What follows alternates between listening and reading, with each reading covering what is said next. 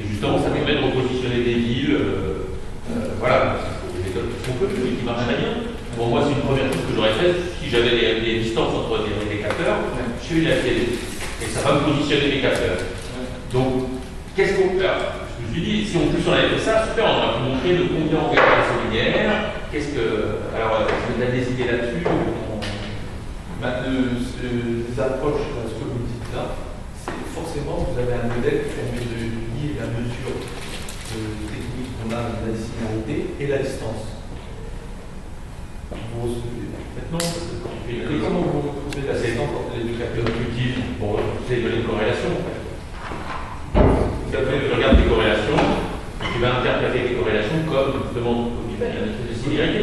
Et tu dis qu'est-ce que c'est que ça? C'est en fait une matrice de corrélation d'une ACP que j'observe. Donc c'est elle que je dois diagonaliser pour retrouver les axes principaux de l'ACP. Oui, mais vous pouvez faire ça simplement parce que vous avez au départ la matrice des distances, vous obtenez votre matrice des produits scalaires, vous diagonalisez ça elle marche directement à partir d'une matrice de distance, qui ne sont pas des distances mais des dissimilarités. En gros, l'application, c'est tu rends des distances entre les villes et la méthode elle sort à carte de France. Oui, il y a des Là, tu as bien les distances. Mais le problème, nous, on a des similarités qui sont liées de manière non linéaire à la distance. Oui, mais c'est pas grave.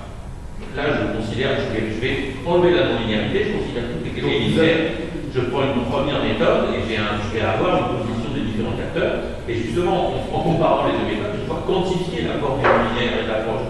Ce que je dis, qu'est-ce que je veux, c'est justement pourquoi il n'y a pas de comparaison avec l'état de l'art existant en termes généraux. Et ce que vous proposez, c'est les dissimilarités directement faire une ACP dessus et projeter sur le. Ça s'appelle une analyse factorielle de plateau de distance.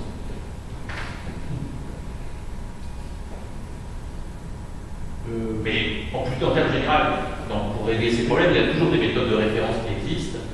Je veux de comparaison entre des méthodes existantes, ce que tu proposais. Alors pourquoi tu as utilisé cette approche de ne pas comparer avec l'état de l'art? Les méthodes concurrentes, c'est des méthodes paramétriques. Il y a un modèle, à simplement la mesure de la dissimilation, quelle qu'elle soit, doit avoir un modèle prédéfini, a priori empirique, qui permet de déduire la distance entre le capteur et donc typiquement la personne, ce qu'ils ont ça. Ouais, les méthodes, ils ont ça. Voilà. Ils posent ça, ils le connaissent. Avec bêta, ils l'ont calibré pendant les expériences. Ils reçoivent donc là en l'occurrence des SSI, et il arrive à déduire tout simplement, il pose le modèle, il le connaît. Il arrive à déduire la distance. Il y a du bruit derrière, la distance entre les deux. Et après, on peut utiliser une méthode linéaire, on projette tout en deux dimensions, et on retrouve la carte. Je suis tout à fait d'accord. Mais on a besoin, après, faire cette analyse, cette ACP directement sur les dissimilarités qui sont liées de manière non linéaire aux distances. Je pense pas que ça donne. Voilà, moi je ne connais pas la physique, mais du moins un physicien, il dit une valeur raisonnable pour oui, c'est 5, tu prends B égale 2, et puis 0 égale 0, et ça va marcher à peu près. Quoi. Oui, tu fais ça, tu as au moins un résultat, il y a un résultat de base, de référence, et tu peux comparer justement l'apport de ton approche avec cette méthode de référence, et montrer que justement l'intérêt de la non-linéarité, aussi expérimentalement et quantitativement. On a gagné 5%, 10%, 20%. Ou alors proposer autrement, combien tu fais mieux que les méthodes linéaires avec la méthode. Et c'est après toujours le même débat. Nous, on n'a pas besoin de connaître ce modèle à la base. Alors que les personnes qui réalisent des méthodes comme ça, ils vont dire oui, mais de toute façon, ce modèle, c'est facile de déterminer ses coefficients en bêta et tout ça. Il suffit qu'un technicien fasse ça. Oui, bon, là, je ne dis plus rien.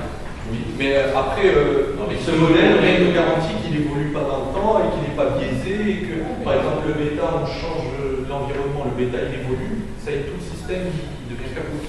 Alors, mieux, même en prenant le meilleur bêta, le meilleur des zéros du monde, il fait mieux. Oui, bien sûr. Ouais. C'est ça qu'on aurait voulu voir. C'est super, là, on n'a même pas besoin de discuter. C'est super. Mais on n'a pas, et dans tout ce que tu proposes, on n'a pas le rapport avec l'état de l'art. Il a parlé au niveau quand je parle de l'algorithme qui fait un max de vraisemblance estimateur MLE, quand on compare dans la partie de la thèse, c'est déjà posé par thème qu'on utilise avec le modèle prédéfini. Voilà, bon, je vais rester là, c'est la parole. Bon, en tout cas, je trouvais le travail très intéressant. Il y a à la fois la proposition d'algorithme intéressant, l'application en œuvre sur des cas d'école, des cas réels, on voit l'illustration, dans un domaine qui, comme tu l'as rappelé au début de ton exposé, est un domaine super important sur lequel il y a beaucoup d'applications. Donc je pense que les travaux sont faire, c'est intéressant. Merci. Je prends la parole. Vas-y.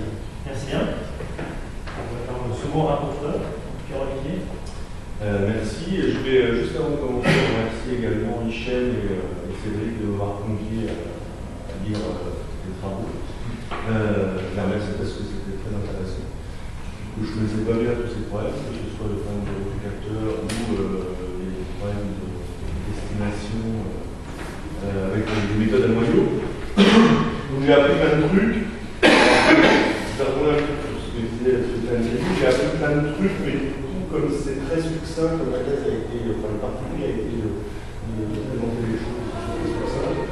Des fois on reste un peu sur sa fin, donc que ce soit sur ce qu'on apprend de façon générale par rapport à l'état de l'art, mais aussi sur effectivement l'analyse des méthodes. Bon, c'est un parti pris, voilà, il est critiquable, mais il est aussi tout à fait acceptable. Donc ça rend la lecture, comme je l'ai mentionné, très agréable. Et puis bon, c'est un peu son regard. Mais voilà, cette critique étant en fait, moi j'ai trouvé que le travail était vraiment impressionnant et que le mémoire était tout à fait agréable. Voilà, alors je vais poser quelques questions. Alors j'avais évidemment les questions qu'a posées Stéphane. Bon, elles rejoignent un peu celles que j'avais, donc je vais en éliminer un certain nombre. Donc il y a des questions qui sont liées effectivement à l'analyse un petit peu des algorithmes et des méthodes, on vient déjà de les évoquer. Alors est-ce que tu pourrais me renseigner sur ce qui n'a pas été dit à propos du dernier sujet évoqué, hein, sur la méthode d'estimation des champs de température et puis avec la technique de sélection de l'ordre du modèle. Est-ce que